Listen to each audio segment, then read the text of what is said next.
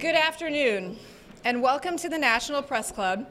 My name is Teresa Warner, and I am the 105th president of the National Press Club.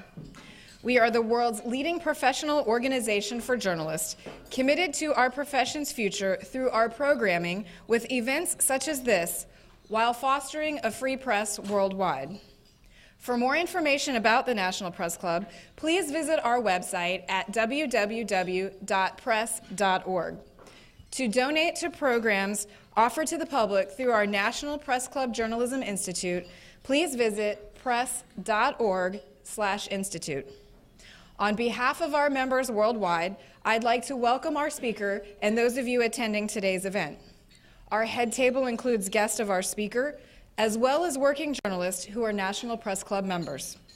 And if you hear applause in our audience, we'd note that members of the general public are attending, so it is not necessarily evidence of a lack of journalistic objectivity. I'd also like to welcome our C-SPAN and our public radio audiences. Our luncheons are also featured on our member-produced weekly podcast from the National Press Club, available on iTunes. You can also follow the action on Twitter using hashtag NPCLunch. After our guest speech concludes, we'll have a Q&A, and I will ask as many questions as time permits. Now it's time to introduce our head table guest, and I'd ask each of you here to stand up briefly as your name is announced. From your right, Ed Kelly, editor, The Washington Times. Jody Schneider, U.S. Congress and Tax Policy Editor for Bloomberg. Bishop Harry Jackson, Bishop of the International Communion of Evangelical Churches. Lou Priebe, Chair of the National Press Club House Committee. Congressman Louis Gohmert, Republican from Texas and a guest of our speaker. Allison Fitzgerald, freelance journalist and chairwoman of the Speakers Committee. I'm going to skip our speaker for just a moment. Kate Michael, editor, K Street Kate magazine, and the Speakers Committee member who coordinated this luncheon. Jeannie Monahan, FRC's director for the Center for Human Dignity and guest of our speaker.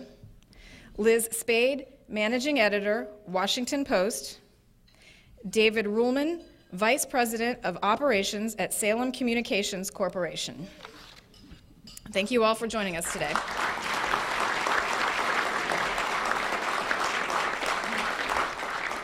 Today's luncheon speaker has experience in state government. He's a military veteran, a U.S. Marine, and he doesn't just talk about laws. He used to enforce them as a police officer who actually walked a street beat. But above all, he's an advocate. The organization which Tony Perkins has headed for 9 years, the Family Research Council, champions marriage and family as the foundation of civilization, the seedbed of virtue, and the wellspring of society. The FRC says it shapes public debate and formulates public policy that values the sanctity of human life and upholds the institutions of marriage and the family. Generally speaking, the organization cares about issues connected with cultural morality, limited government, and faithfulness to the U.S. Constitution promoted through its Judeo-Christian worldview. Interestingly, Perkins was once one of us. That is to say, he was once a reporter for the Baton Rouge television station WTBR. Now he hosts a regular national radio program, Washington Watch Weekly, heard on over 300 stations. He's been a guest on most major television news and public affairs programs and has co-authored a popular book, Personal Faith and Public Policy, as well as regularly writing op-eds for newspapers and magazine articles. FRC also was in the news recently because less than a month ago, a gunman armed with 50 rounds of ammunition entered the FRC's headquarters just 6 blocks from here. The shooter wounded security guard Leo Johnson, whose heroism that day helped to avert a potential tragedy. Perkins and his wife Lawana celebrated their silver wedding anniversary last year, and they are the proud parents of 5 children from the ages of 4 to 20 years old. As his organization's name suggests, Perkins is focused on the family, but Perkins argues that responsible parenthood can come only from a one-man, one-woman-led family unit. He also leads the FRC in lobbying for other socially conservative policies and believes that these are policy beliefs that will make or break the candidates in the upcoming 2012 presidential election. Here to speak more about this and the FRC's belief on how values will be a determining factor in the election outcome on November 6th, the president of the Family Research Council, Tony Perkins.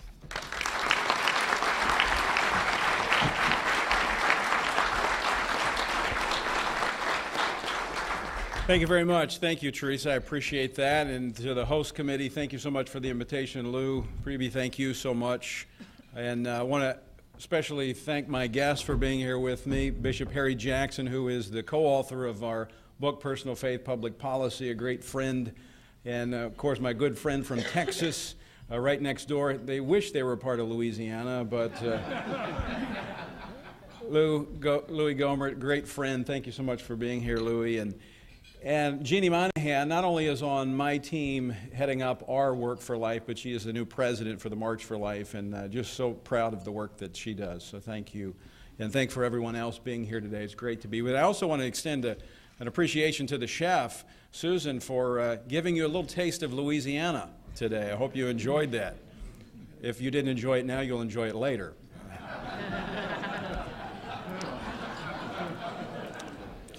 Well, I am grateful for the opportunity to be here at the Press Club and speak. As Teresa mentioned, I used to be on the other side of this and was for a short time in the press.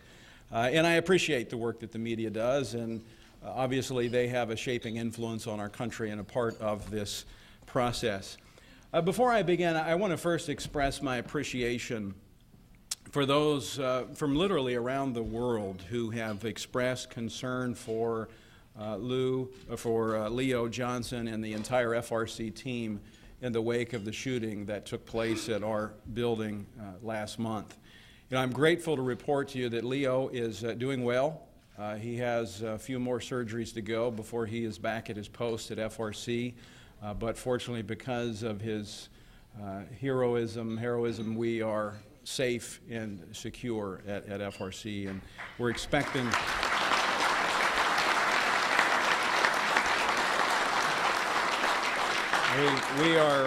We're eager to have Leo back on the team.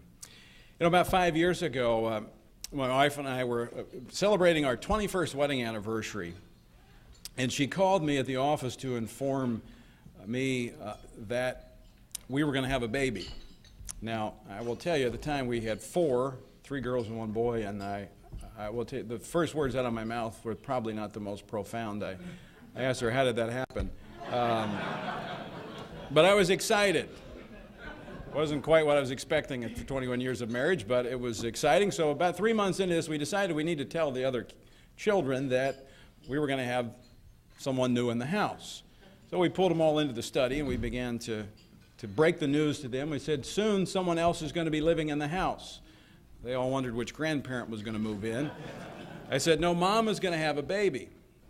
Well, the girls were elated. They were so excited. They were going to have a little one that they could dress up, play with, carry around. My son David, who was 8 at the time, didn't say a word.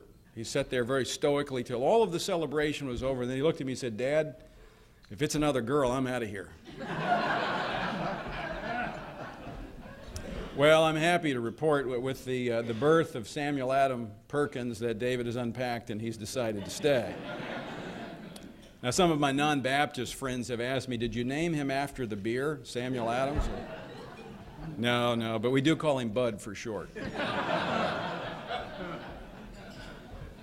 There are some who would like to see us pack up and go away. Those of us who understand that we need a moral compass if this nation is to have a future.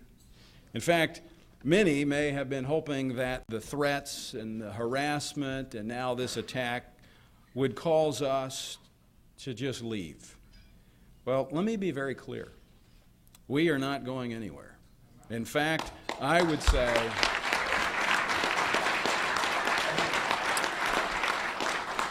say my team and I are more committed to our mission of advancing faith, family, and freedom than we ever have been before. Before I discuss the 2012 elections, the significance of this moment demands that I speak about what took place at our office just 4 weeks ago, which the FBI is continuing to investigate as an act of domestic terrorism. I would like to mention that the investigating agents have been extremely professional and very helpful in the wake of this incident in working with our team. I'm not sure, though, that the gravity of what happened, or what almost happened, on August the 15th was fully captured in the reporting immediately following the event. And more importantly, I think this is a moment for all of us to understand the responsibility we have as we advocate for causes to which we are all committed. When the shooter entered our building at approximately 10:45 a.m., he placed his backpack down in front of the security desk, which Leo, who was actually our building's operation manager, was temporarily manning. Leo sought to assist him, and at that point the assailant reached into his backpack and pulled out a 9mm pistol. In the ensuing few seconds, 3 rounds were fired. As the FBI has reconstructed it, the first bullet, which struck the elevator control panel in our lobby, was just a few inches above Leo's head as he ducked. Had he not remembered to duck, to amend President Reagan's famous phrase, he would, I am told, have been struck right in the head. The second shot shattered Leo's forearm, and the third shot struck the base of a nearby display case. Despite his serious wounds, Leo continued to rush forward and wrestled the assailant to the ground, took the gun from his possession, and then summoned help from other team members, one of whom called the D.C. police. I would also like to publicly thank the District of Columbia Police Chief, Kathy Lanier, for her department's response to the scene and her professionalism. Chief Lanier said it best. She said, "Leo Johnson is a hero as far as I'm concerned," and I think he is one as well. You know, what ifs always involve speculation, and the courts will determine culpability. But as far as capability, there can be no doubt. The man who shot Leo Johnson carried with him enough ammunition to kill over half the people in our office building that day. In addition to the 50 rounds of ammunition, the gunman carried with him 15 Chick-fil-A sandwiches which he had purchased the day before. The purpose of those sandwiches made the gunman's intent very clear, and it wasn't to feed the staff. As one of the investigating agents told me in the days following the shooting, Leo Johnson saved a lot of lives. I would also say, as I have told the agents investigating and said elsewhere in the media, we're thankful to the protecting hand of our Lord. We have no doubt that the Lord was watching over us that day. Let me add one final detail. After Leo took the pistol out of the man's hand, the assailant pleaded with Leo not to shoot him, saying something to the effect, "It's not personal, it's your organization that I don't like and what it stands for." Well, Leo is a part of our organization, and Leo told me later that he felt that in that moment, as he contemplated what to do, that the Lord told him not to shoot the man who had just sought to take his life. The mercy that Leo demonstrated in a moment when self-preservation in the heat of the battle could clearly be justified is the same type of mercy that our organization, of which he is a part, attempts to show each and every day as we advocate on behalf of families. I would think, or at least I would hope, that we could all agree that regardless of how intense our differences may be over issues such as the sanctity of life, the sacredness of marriage, the boundaries of sexual expression, and the exercise of religious freedom, violence against and by anyone is unacceptable. It's shocking to me how profound those differences have become in so short a period of time. Honestly, how many people in this audience would have thought just 2 decades back that we would be arguing over whether marriage still constitutes a covenant between a man and one woman? And there are organizations like the Southern Poverty Law Center who have exploited these differences and in the process have fostered an environment of hostility by recklessly throwing labels like hate on organizations that express an opinion that is different from theirs. And unfortunately, some in the media who are sympathetic to their agenda have helped them along in this process. Today, we debate whether taking the life of a child in the womb just because she is a girl should be legally permissible. We debate whether religious institutions and businesses should be forced to provide $0 insurance coverage for medical procedures to which they have profound moral objections. We are considering steps that will shutter the doors of soup kitchens and adoption agencies if they will not submit to the state's demand regarding a novel definition of marriage and family. These issues, my friends, matter. They involve rights and duties that we at the Family Research Council and many others like us rank as fundamental to who we are as a society. As I stand here today, I pledge to redouble our efforts to persuade our fellow citizens on these issues and to move the electorate to embrace the core principles a majority of this nation have long espoused. But I also pledge to redouble our efforts to advocate these ideas with civility and compassion. We are accountable to a higher authority than public opinion. In Ephesians, the Apostle Paul writes that we are to speak the truth in love. Our aim is to speak the truth in love, and if we fail to do so, we will acknowledge it and we will set the record straight. And that includes what we say regarding homosexuality. And I would hope that the other side would make a similar commitment.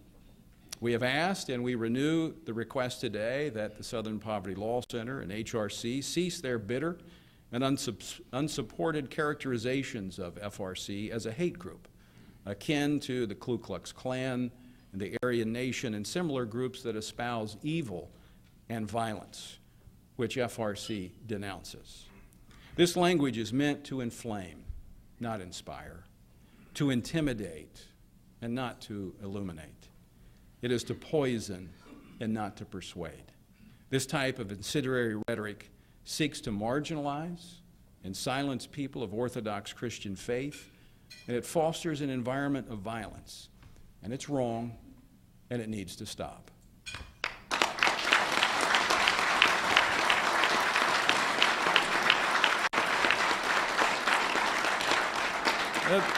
This would seem an appropriate place to mention Dana Milbank of the Washington Post. Dana has covered FRC events many times, and no one in this town would accuse him of handling us, or anyone else for that matter, with kid gloves. With his pen liberally dipped in H.L. Mencken's inkwell, Dana agrees with our policy stances on very little. But on August the 16th, he wrote a column for the Post in which he urged recognition of the fact that there are unbalanced and potentially violent people of all political persuasions. The rest of us, he wrote, need to be careful about hurling accusations that can stir up the crazies. Unwittingly, these critics only underscore Mr. Milbank's point. For so common sense an assertion that Dana Milbank made, those he meant to call to civility and not defending particular groups, he was labeled despicable and an enabler by the very people he called to account. Hate can do terrible things when it is leveled at an opponent, but it does worse things to those who nurture it in their hearts. Let me say this as plainly as I can. We will continue to speak the truth. We will speak it in love, but we will speak the truth nonetheless. We will not abandon the principles we espouse. On marriage, we will hold the position of the major world religions and the constitutional majorities of 4/5 of the states, and that of Barack Obama until May 9th of this year. On the sanctity of human life, we will hold to the views of Ronald Reagan and Mother Teresa. On religious liberty, we will cling, yes, cling to the principles of the founders and of the First Amendment. On the need for morality in government and the populace, our ideas run close to those of figures from John Jay to George Washington to Abraham Lincoln to Teddy Roosevelt. These ideas, yes, they can be debated, and they should be, but they are not battle plans of armies of hate. The ends don't justify all means, and cause at any cost is the undoing of a free and civil society. It is time for the vindictiveness to end, and I say with confidence, the SPLC and HRC, it is time to dial down your demonization of those who differ with you. It's time to stop hurling labels of hate and have a legitimate debate about the policies that govern our nation. And those are the issues that I want to spend the balance of my time talking about this morning. How are these values issues that value voters care about? How will they fare in the 2012 election? Well, as the Duke of Wellington put it after Waterloo, I believe this will be a near-run thing. Our nation is both closely and sharply divided. And we at the Family Research Council are and intend to remain in the thick of it. This past Sunday night, we held a nationwide simulcast called I Pledge Sunday. Senator Rick Santorum, Bishop Harry Jackson, actor Kirk Cameron, and other pro-family and Christian leaders joined a network of over 1,000 churches and home groups for this event. It will probably be the largest gathering of Christians prior to the 2012 election. We covered policy issues and urged the attendees to pray for the election, to prepare by registering themselves and friends to vote, and then to pledge to vote on Election Day, November the 6th. And we're asking them to sign a pledge at ipledgetovote.org that they will do these three things: pray, prepare, and participate in one of the most important elections of our lifetime. Our 7th annual Values Voter Summit begins this Friday. When we began this 7 years ago, it was more or less just us. Even so, that first event drew nearly 2,000 people, well beyond our expectations. As Barry Lynn of the Americans United for the Separation of Church and State, who is a regular attendee, and we welcome him, he told me at the first VVS that this was not a gathering of GOP consultants looking for their next contract.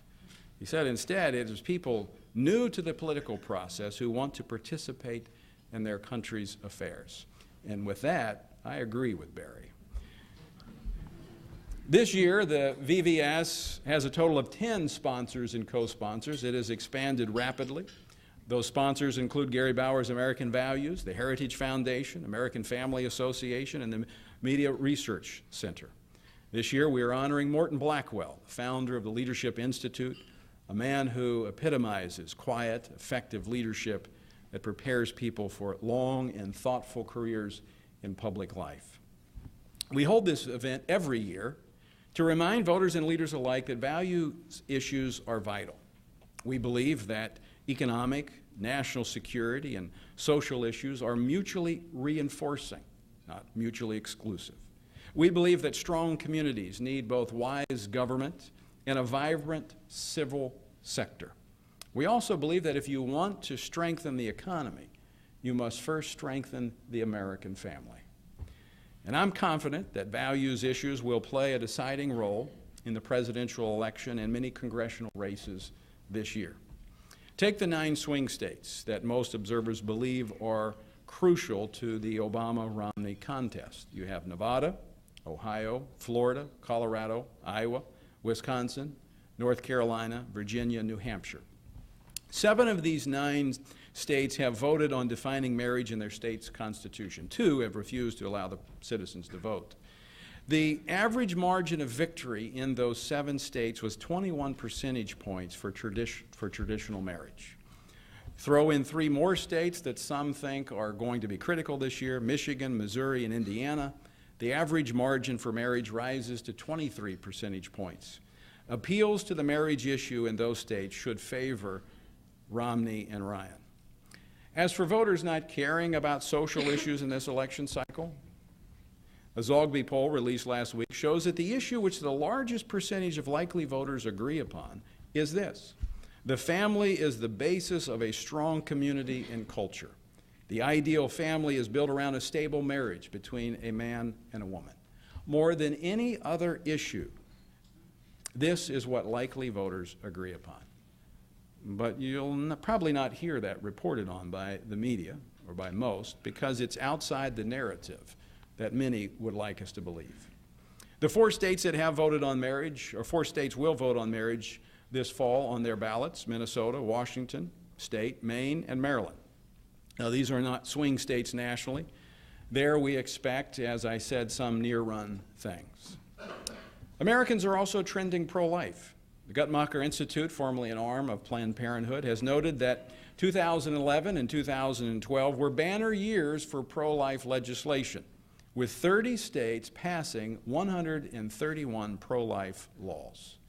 States are passing bills to limit abortion when a developing child is capable of feeling pain from the procedure, when the reason for the abortion is to prevent the birth of a girl child, and when the facilities performing the procedures are substandard. States are voting to redirect family planning funds away from agencies that promote abortion. There is little doubt that states would do even more to protect the unborn and their mothers if federal court precedent permitted it. Nearly 4 decades after Roe v. Wade, the American heart is not in line with the Supreme Court's sweeping decrees. But what do we hear from the press? We have this creation of a mythological war on women, energized by establishment politicians who are too eager to throw the most faithful pro-life members under the bus if they become too strident in defending the unborn. Many of the states where pro-life action has been strongest are swing states in the 2012 elections.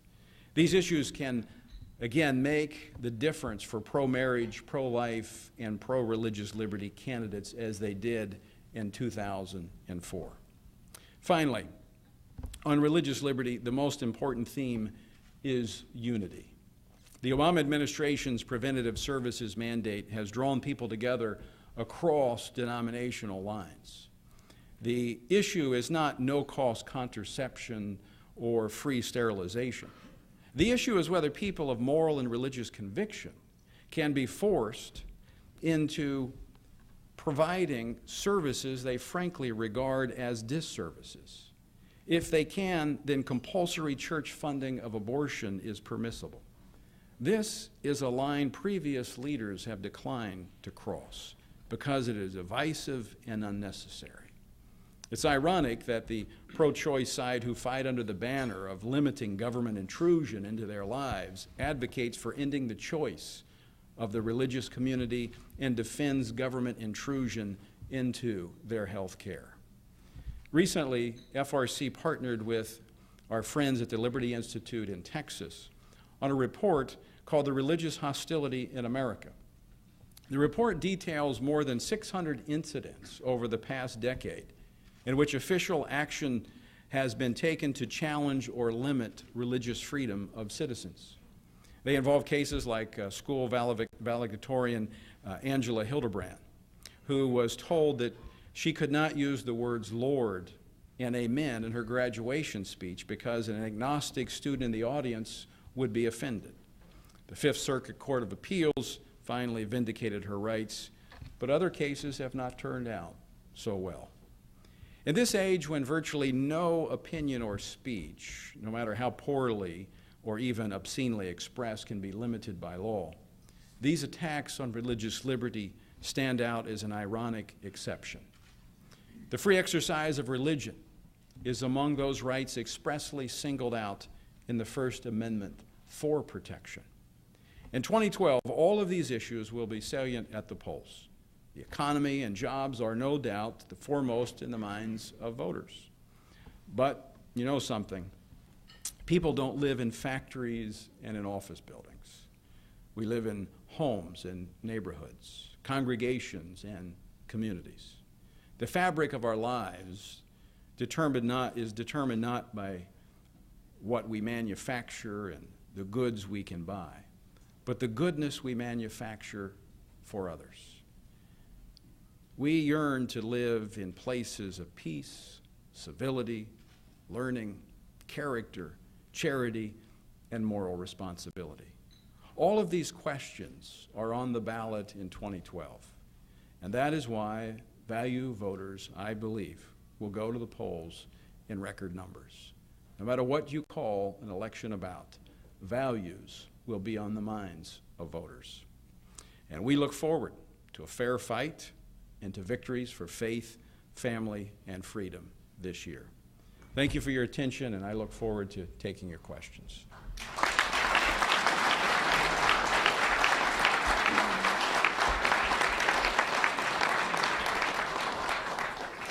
Over the past couple days, we have seen how attempts to whip up religious fervor in Egypt and Libya have resulted in the death of an American ambassador and 3 other Americans. When you see that happen, what is your reaction? Do these groups have a special responsibility not to inflame their followers to the point that they become out of control or violent?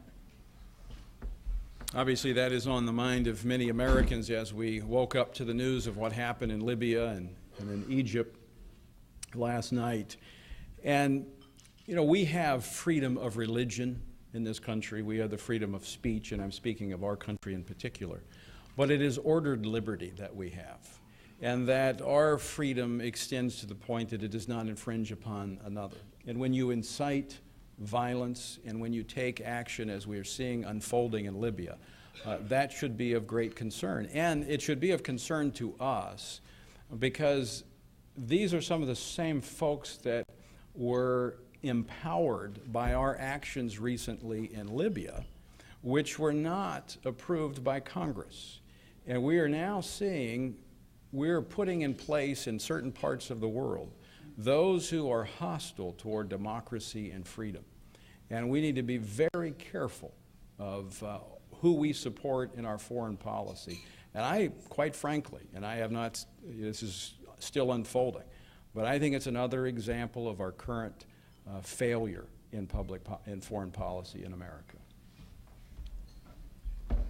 What is your reaction to Governor Romney's statement that it is disgraceful that the Obama administration's first response is to sympathize with those who wanted the attacks?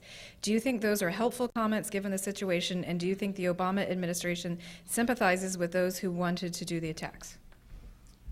Well, let me take the latter part first. I don't think the president sympathizes with those who perpetrated these attacks against Americans. I would say that we saw the earlier statement which was retracted from Egypt, expressing apologies for what may have incited the actions in Egypt. I do think that there is a propensity of this administration to apologize, as opposed to considering this as an act of war. I mean, what you're seeing here is you're seeing an attack on Americans. And I don't think we need to apologize for being Americans. I don't think we have to apologize for something that may have happened within the borders of our country that we disagree with. I mean, we don't agree with inciting violence, but it happened. If the reports are correct that this movie was behind it, we don't have to apologize for everything that happens in this country. It does not justify the taking of American lives. And I think it's time that we send a message across the world that I don't care where we place Americans, whether it's our members of the military or our diplomatic corps, we will stand in their defense and we will protect them, and they will not stand alone in the face of these types of unwarranted threats.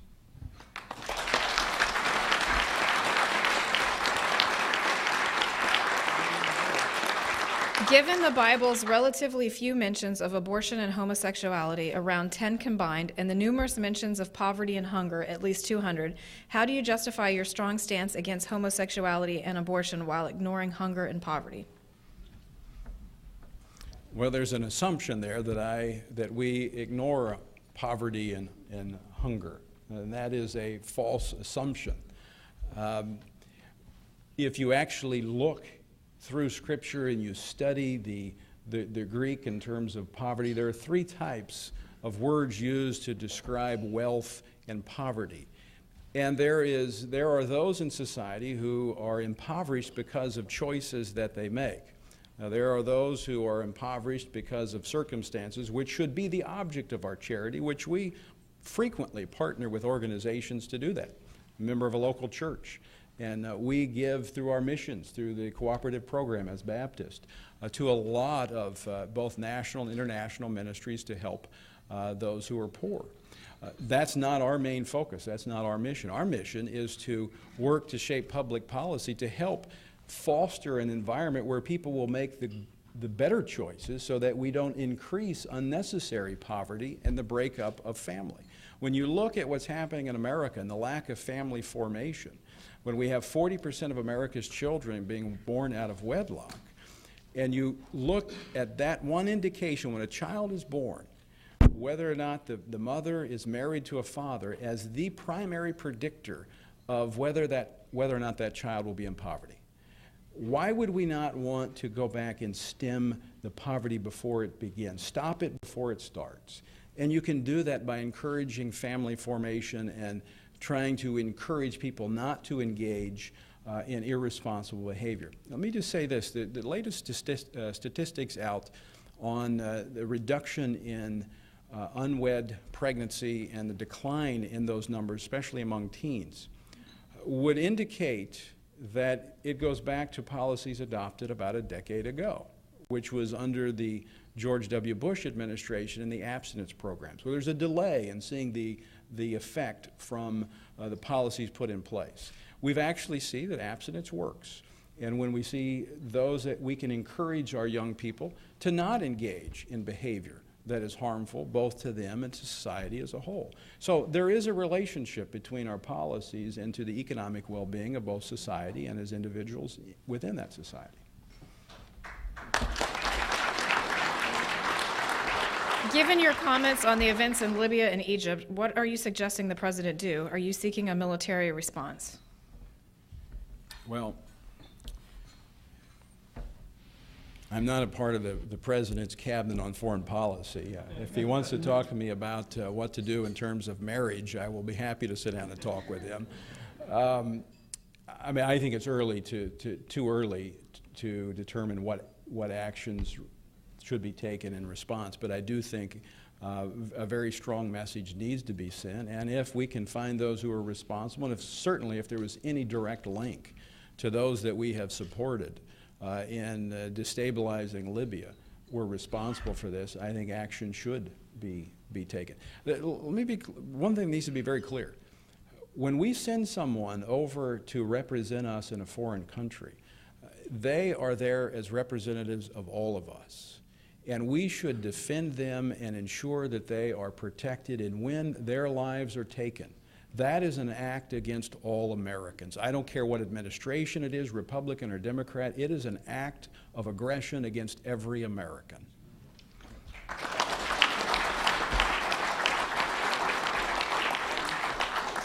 Will Representative Todd Akin be given a speaking slot at the Values Voter Conference later this week, and will he attend? Well, unfortunately, we have a waiting list of those who want to speak. We've had to turn away members of Congress, but he will be there participating in one of our events and will be speaking at, I believe, our Political Action Committee reception Friday afternoon. You didn't ask this question, but I'll answer it anyway. Todd Akin is a friend of mine. I have known him since he arrived in Congress 12 years ago. I supported him in his primary when he was running for the Senate.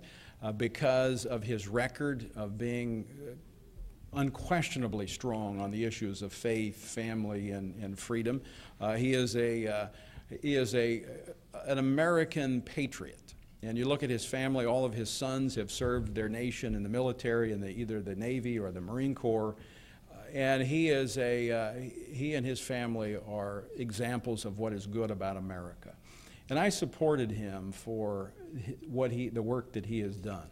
Now, I have talked with him, and I did not agree with the characterization of his comments or how he communicated the issue a month or so ago. But that does not cause me to back away from my support from Todd Akin, nor our organization. We're not here to support Republicans or Democrats. We're here to support those who will stand up for life, for marriage, and for family. And I'm disappointed in some in the political establishment who are quick to cut and run when somebody gets in trouble. Who makes their living speaking has never said something that afterwards they thought, you know what, I shouldn't have said that. Maybe I'm the only one. But you know what? A person of integrity acknowledges it, apologizes for it, and moves on. And that's exactly what Todd Akin is doing, and I'm not going to abandon my friend and someone who has been a friend to the family.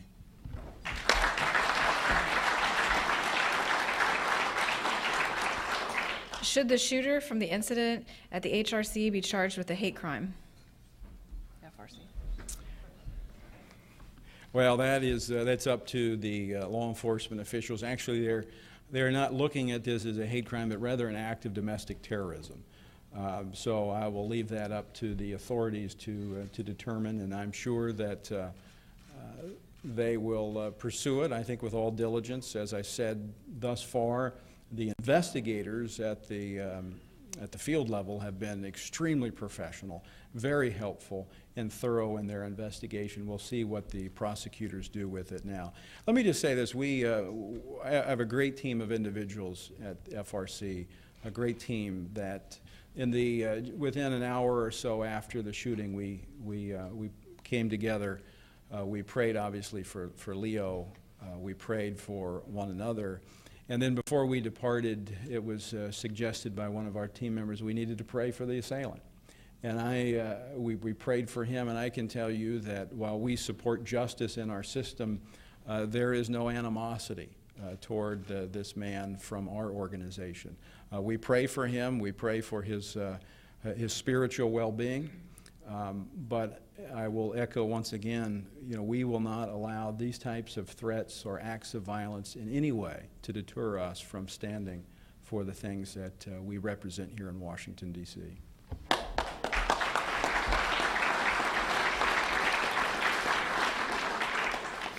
This question is from a member of faith that is not Christian, and they want to know how do you justify imposing your religious beliefs on them?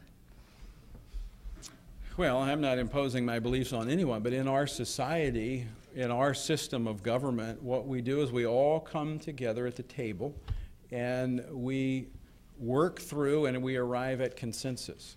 So you come to that table with some worldview. You come with some value construct. And mine, our organization, and historically this country has come to it with a Judeo-Christian worldview or a values construct. And so we make no apologies for being a part of the process and shaping policies that would be influenced by that worldview. I mean, someone's values is going to dominate in this process. I mean, let's be real. Somebody's values will be reflected in the policies that we adopt. Are we to check our faith at the door simply because we are from the historic Orthodox Christian viewpoint? Or is that not valid? I welcome everybody in this country with a religious perspective or not to participate in the process. Make the arguments, work through, and try to be a part of arriving at consensus. I do believe historically this country has done that, and we have been better for it. We've survived 236 years, not because we silenced any particular part, whether majority or minority, but we worked together, we wrestled through the process, and we arrived at consensus. That's what makes America great, and that's what's alarming about what is happening in America today, where the majority in many cases is being stigmatized with labels because of that Orthodox Christian viewpoint. And it's a clear attempt to silence. And what that will do is only short-circuit our process and will lead to acts of violence, like what we saw at the Family Research Council. Your Bible may state gay marriage is unacceptable, but your Constitution states there is separation between religion and government. Why do you insist on attempting to insert your religious beliefs into law instead of keeping them in the more appropriate place, your church? Well, I don't have my Constitution with me, but let me correct that statement. The Constitution actually guarantees that I have a freedom of religion. Now, we've seen a term that has been bandied about by this administration that they support the freedom of worship. There's a huge difference between the freedom of worship and the freedom of religion. The freedom of worship is what this questioner suggests, that I can do it within the four walls of my church. That's not what the founders guaranteed me. The founders guaranteed us the ability to live out our faith each and every day and in the policies that we adopt. Again, it goes back to arriving at consensus through the process in a legitimate fashion. There is, what ultimately is happening is like what we saw last week at the Democratic Convention. This idea of a separation of church and state is nothing more than a veiled attempt at the separation of God from government. And that is a dangerous place to go. because then you move to a totalitarian form of government. And when you have a government that is accountable to no one but themselves, no one is safe.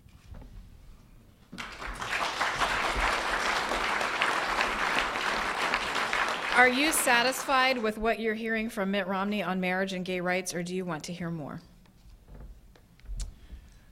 I think Mitt Romney is doing a good job in becoming more comfortable in talking about the issues of faith, talking about the social issues of marriage and life in particular. Look, I've said this before, he and I have talked about this. There is no question that we have theological differences when it comes to our religion. But we have a shared concern over where this country stands today, and we have a shared value system that we believe can help get America back on the right track. And I believe that Governor Romney is doing a good job in reaching out and bringing in all concerns within the conservative movement, including those of social conservatives and the values voters. So I am, and I think the selection of Paul Ryan was a bold selection. I think it shows that he's serious about getting the economic house of America in order, and I commended him on that pick. And so I mean, clearly we'll continue to encourage and suggest that they are stronger in some areas, but I will have to say even this last weekend that the governor was talking about the foundational aspect of recognizing God in our country. And I think that's important. I think it's important to be a part of our discussion because there is a clear line of distinction, I think, between what these two candidates and their parties are offering America. Can you make any predictions about the relative enthusiasm for the Romney-Ryan ticket amongst the value voters and the extent of their support? I think it's building. I mean, as anything, you got to get forward momentum, and I think that momentum is moving forward. We're not there yet, but I think what you see happening is the Obama administration is helping the enthusiasm level day by day.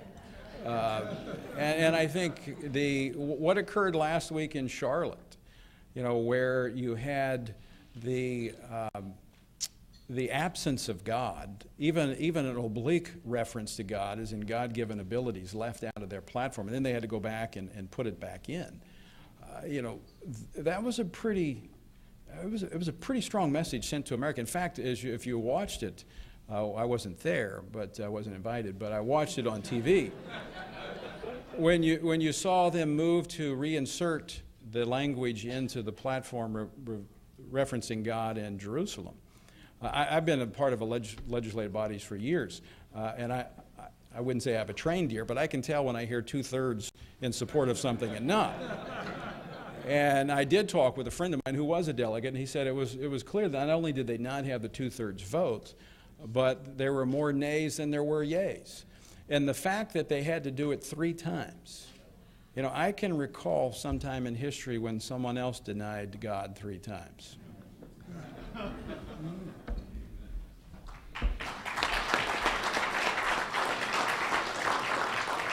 How do evangelical Christians really feel about having a Mormon as the Republican candidate for president? Well, I think I addressed that. I mean, we are not we're not glossing over the fact that there are significant theological differences, but we're not hiring a pastor-in-chief. We're not asking him to lead a national church. We don't want a national church. We want religious freedom. And I think someone who has been a part of a persecuted religion is going to be even more sensitive to the issue of religious freedom. I'm going to be very honest. I've said this publicly. I was supporting someone else in the primary. That's what's great about our system. You get 2 bites at the apple. You know, my candidate didn't win in the primary, but this candidate lines up as close to my values as anybody in the race. And that's what, you know, we're encouraging people across America. If they go to I Pledge to Vote, register to vote, and vote your values. And that's not just the top of the ticket, that's all the way down. Vote your values, your biblical values. That's our message to churches.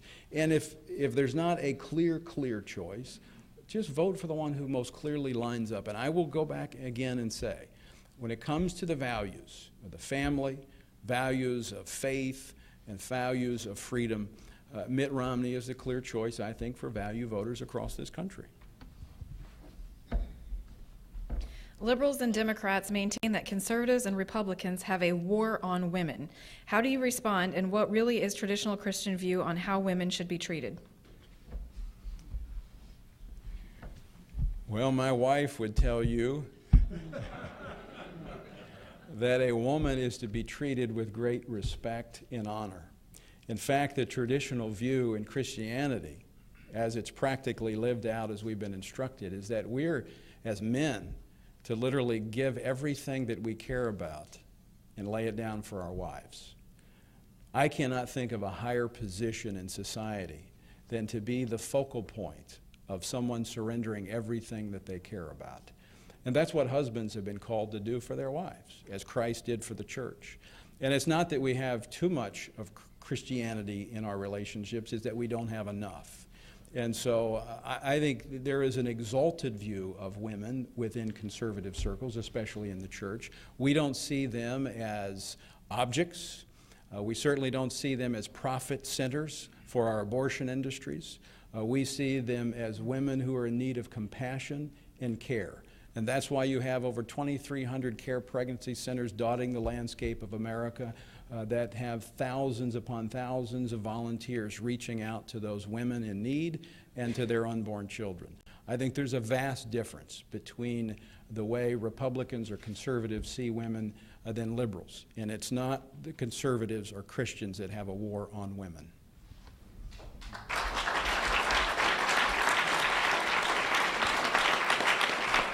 If one of your children told you that he or she were homosexual, would you disown him or her?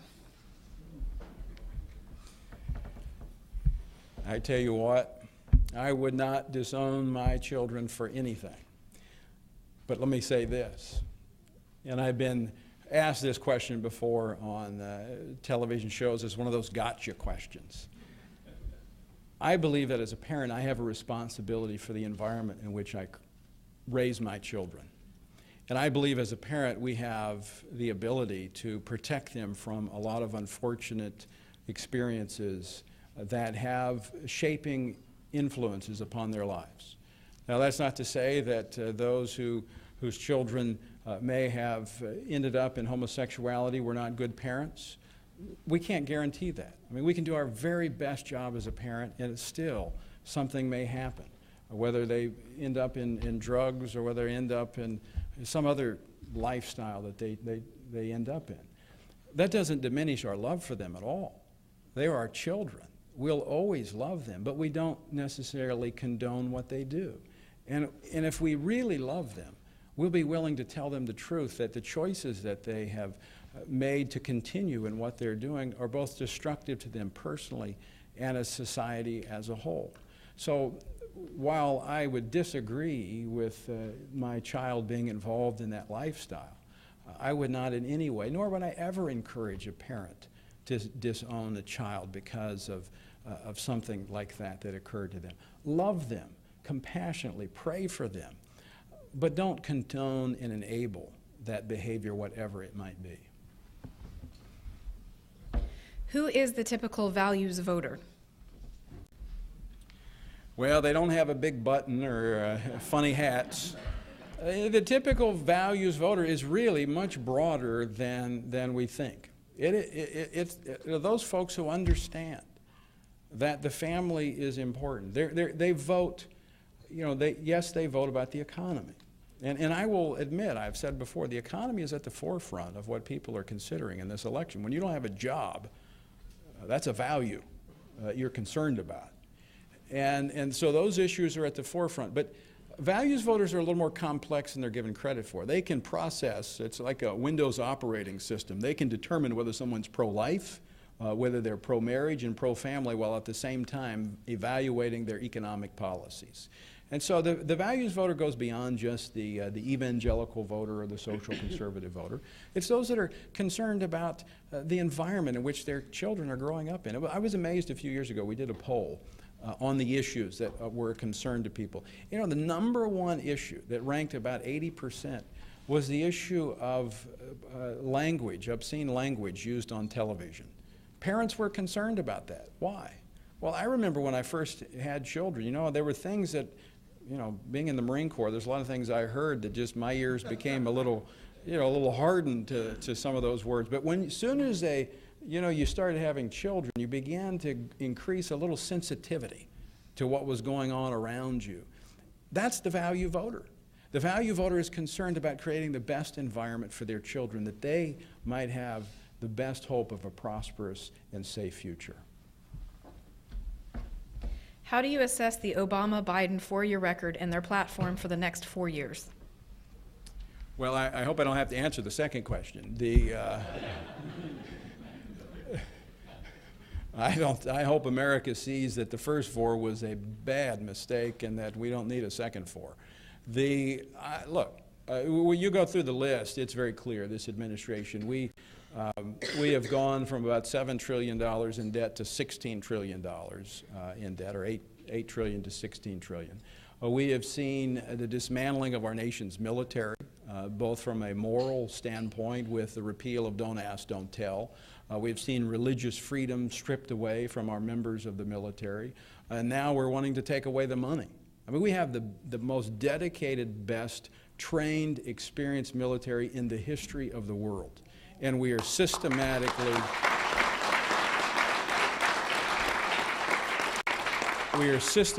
prepared to dismantle it with these cuts that are going to be going through. This is a travesty. I came into the Marine Corps under the Reagan years when he was rebuilding the military. We need a commander-in-chief who will rebuild our nation's military and pursue a similar policy of peace through strength.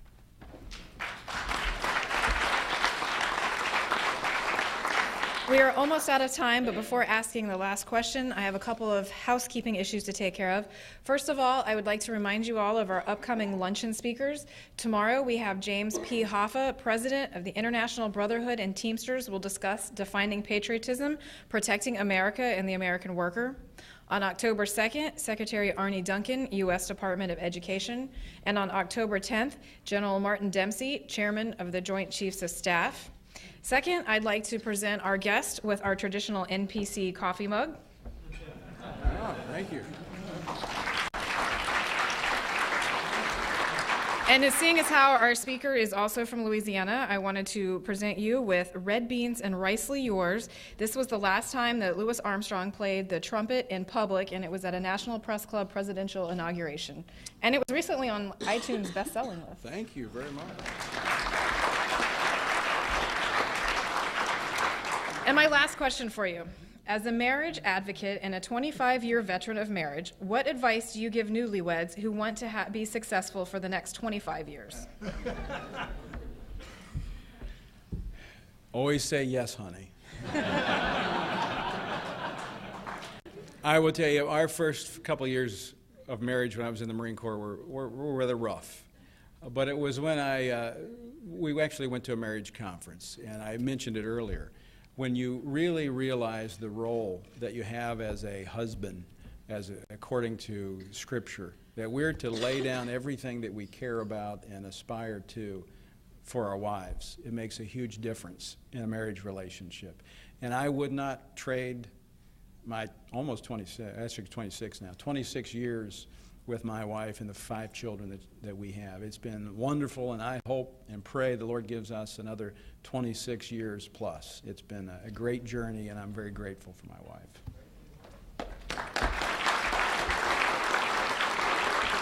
Thank you all for coming today.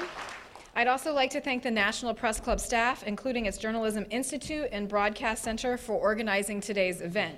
Finally, here's a reminder that you can find more information about the National Press Club on our website. Also, if you'd like to get a copy of today's program, please check out our website, press.org. Thank you, and we're adjourned.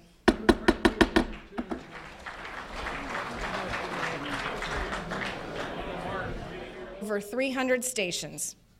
He's been a guest on most major television news and public affairs programs and has co-authored a popular book, Personal Faith and Public Policy, as well as regularly writing op-eds for newspapers and magazine articles.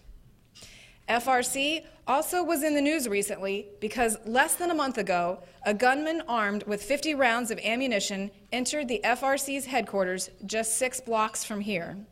The shooter wounded security guard Leo Johnson, whose heroism that day helped to avert a potential tragedy.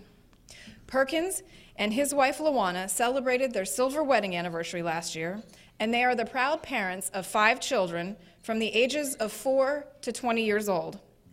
As his organization's name suggests, Perkins is focused on the family. But Perkins argues that responsible parenthood can come only from a one-man, one-woman-led family unit. He also leads the FRC in lobbying for other socially conservative policies and believes that these are policy beliefs that will make or break the candidates in the upcoming 2012 presidential election. Here to speak more about this and the FRC's belief on how values will be a determining factor in the election outcome on November 6th, the president of the Family Research Council, Tony Perkins.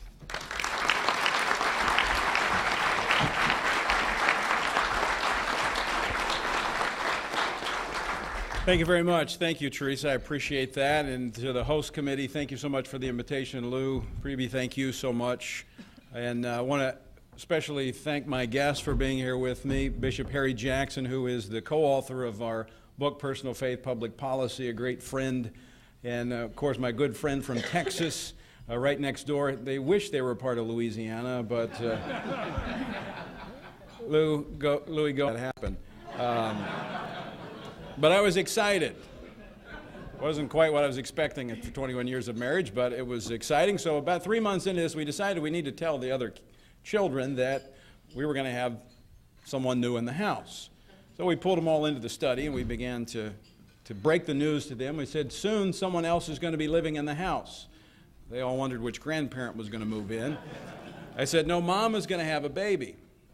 Well, the girls were elated. They were so excited. They were going to have a little one that they could dress up, play with, carry around. My son David, who was 8 at the time, didn't say a word. He sat there very stoically till all of the celebration was over, and then he looked at me and said, Dad, if it's another girl, I'm out of here. Well, I'm happy to report with the birth of Samuel Adam Perkins that David has unpacked and he's decided to stay. Now, some of my non-Baptist friends have asked me, did you name him after the beer, Samuel Adams? No, but we do call him Bud for short. You know, there are some who would like to see us pack up and go away. Those of us who understand that we need a moral compass if this nation is to have a future. In fact, many may have been hoping that the threats and the harassment and now this attack would cause us to just leave. Well, let me be very clear. We are not going anywhere. In fact, I would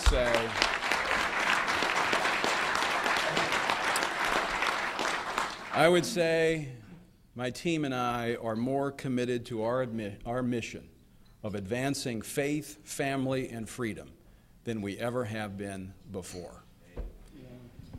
Before I discuss the 2012 elections, the significance of this moment. Press Club House Committee, Congressman Louis Gohmert, Republican from Texas and a guest of our speaker, Allison Fitzgerald, freelance journalist and chairwoman of the Speakers Committee. I'm going to skip our speaker for just a moment. Kate Michael, editor, K Street Kate magazine, and the Speakers Committee member who coordinated this luncheon. Jeannie Monahan, FRC's director for the Center for Human Dignity and guest of our speaker. Liz Spade, managing editor, Washington Post. David Ruhlman, vice president of operations at Salem Communications Corporation. Thank you all for joining us today.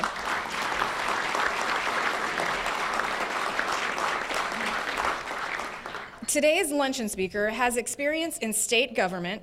He's a military veteran, a U.S. Marine, and he doesn't just talk about laws. He used to enforce them as a police officer who actually walked a street beat. But above all, he's an advocate. The organization, which Tony Perkins has headed for 9 years, the Family Research Council, champions marriage and family as the foundation of civilization, the seedbed of virtue, and the wellspring of society. The FRC says it shapes public debate and formulates public policy that values the sanctity of human life and upholds the institutions of marriage and the family. Generally speaking, the organization cares about issues connected with cultural morality, limited government, and faithfulness to the U.S. Constitution promoted through its Judeo-Christian worldview.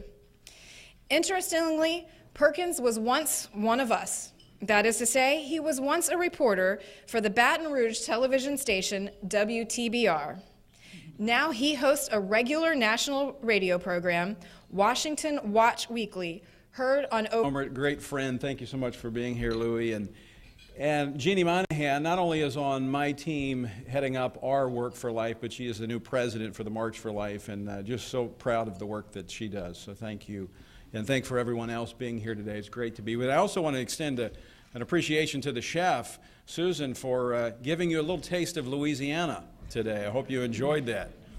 If you didn't enjoy it now, you'll enjoy it later.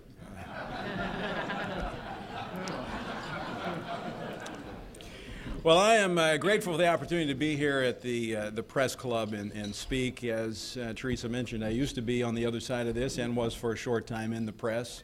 And I appreciate the work that the media does, and obviously they have a shaping influence on our country and a part of this process. Before I begin, I want to first express my appreciation for those from literally around the world who have expressed concern for Leo Johnson and the entire FRC team in the wake of the shooting that took place at our building last month. I'm grateful to report to you that Leo is doing well. He has a few more surgeries to go before he is back at his post at FRC.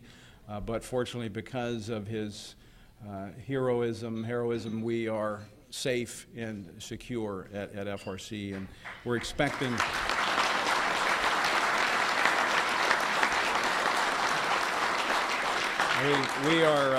We're eager to have Leo back on the team.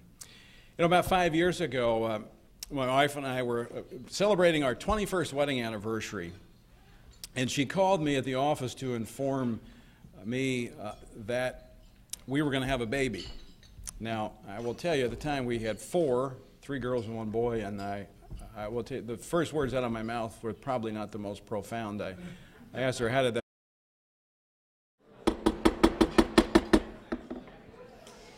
Good afternoon, and welcome to the National Press Club.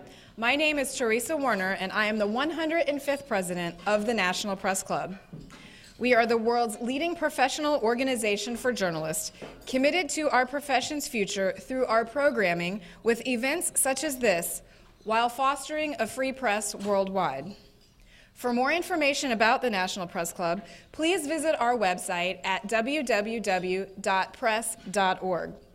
To donate to programs offered to the public through our National Press Club Journalism Institute, please visit press.org/institute. On behalf of our members worldwide, I'd like to welcome our speaker and those of you attending today's event. Our head table includes guests of our speaker, as well as working journalists who are National Press Club members. And if you hear applause in our audience, we'd note that members of the general public are attending, so it is not necessarily evidence of a lack of journalistic objectivity. I'd also like to welcome our C-SPAN and our public radio audiences. Our luncheons are also featured on our member-produced weekly podcast from the National Press Club, available on iTunes. You can also follow the action on Twitter using #NPCLunch. After our guest speech concludes, we'll have a Q&A, and I will ask as many questions as time permits. Now it's time to introduce our head table guest, and I'd ask each of you here to stand up briefly as your name is announced. From your right, Ed Kelly, editor, The Washington Times. Jody Schneider, U.S. Congress and Tax Policy editor for Bloomberg. Bishop Harry Jackson, Bishop of the International Communion of Evangelical Churches. Lou Priebe, Chair of the National